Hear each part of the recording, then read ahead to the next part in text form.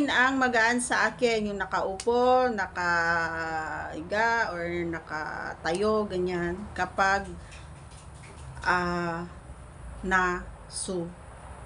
yan ang ating pag-uusapan ngayon mga idol. And kung gusto mong malaman ang ating kasagutan, maaari na lamang pong tapusin ang ating video. At sa mga bago pa lamang po sa ating channel, please do me a favor, please do subscribe and click our tiny notification bell so that you'll be updated every time we have a new upload videos. Ayan. Disclaimer din po, ang video po natin ay para lamang po sa may bukas ang kaisipan at may malawak na pang-unawa. Kung wala po tayo nito, maaari na lamang pong mag-skip at mamili ng mga videos na nararapat para sa inyo.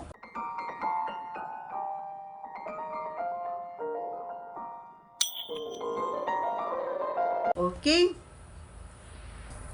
Alam nyo kasi mga idol, depende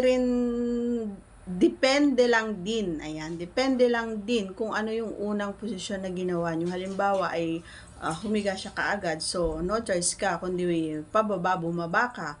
Pero, every time na siya kasi yung nag-aaya, ganun lagi yung aurahan namin, nakahiga siya. So, yun, andun ako sa baba niya, ganun. So, medyo, parang gusto kong sabihin na medyo mahirap, pero dahil gusto kong mapasaya siya, then,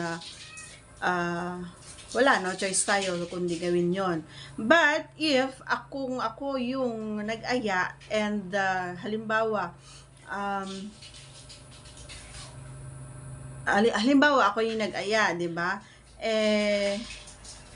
Medyo nandun lang kami sa part na kung may yung kumakain kami, ganun, sa kusina, ganyan. So, andun lang ako, sa upuan lang siya. Ayan. So, wala siyang magagawa, kundi, ganun na lang siya. 'Di ba? And, isa pa,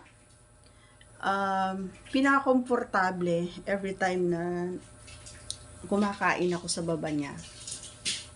Ang pinaka-komportable ay kapag naandun kami, yung nasa comfort room. Yun yung pinaka-magaan para sa akin. Alam mo kung bakit? Kasi nalilinis ko siya, nasasabon natin siya, alam natin malinis na malinis, kaya kahit na anong kung kahit saang banda, kumbaga kahit buong yun ay ilagay ko is walang problema. And pwede siyang tumayo, pwede akong umupo, pwede siyang umupo, pwede akong lumuhod. So yun yung pinaka